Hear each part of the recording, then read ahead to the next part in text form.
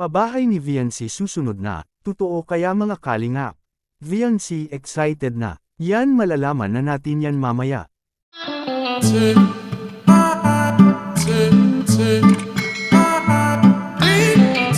Isa namang mapalang araw sa inyong lahat mga kalingap, sana po ay lagi kayong nakasuporta sa aking ginagawang reaction video.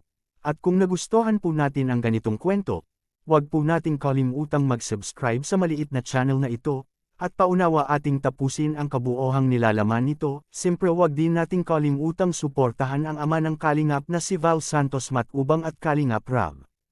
Bagong bahay ni Viancy sisimulan ng mga kalingap, totoo kaya ito? Pero bago natin simulan, magulang ni Viancy ay excited na nga ba sa bagong bahay nila na ipapagawa kay Kalingap Rab mga kalingap? Which is totoo po yun mga kalingap na excited na ito sa kanilang bagong bahay.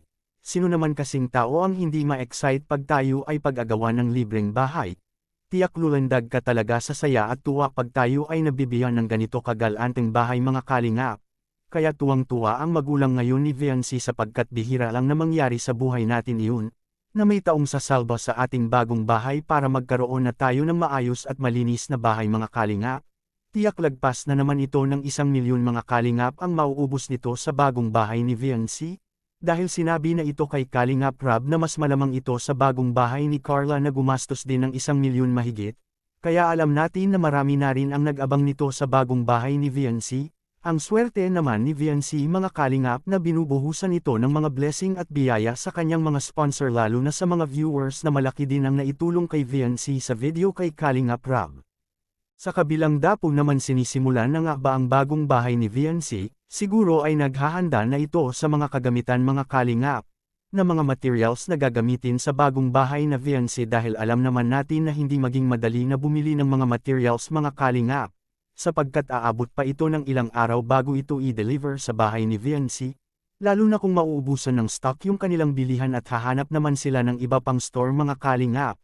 Pero kahit ganun common ay sisimulan na ito kay Kalingap Rab mga kalingap sa madaling panahon, dahil nakaplano na ito kay Kalingap Rab at nag-aantay na lang ito sa mga gumagawa sa bahay o mga carpentero. Ito ang sinabi noon kay Kalingap Rab kay Viancy na sana makalipat na sila sa bagong tirahan, ating panoorin sa maikling video. So sana Viancy, malipat na kayo alam ko mga tagal na, di ba? Pag ano po, nagbabagyo po. Kaya tinatambakan po namin yun ng bato. Pag nagbabagyo, nagtatamba kayo dyan. Pati ikaw nagtatamba ka din dito, oh. Oo, wala na po kami ng bahay pag hindi po namin yung tinambakan. Magdadala yung bahay nyo, ano? Kayong mga kalingap sisimulan na kaya ito sa susunod na araw ang bagong bahay ni Viancy. Bago pa man umabot ang pasukan, please comment and God bless us all.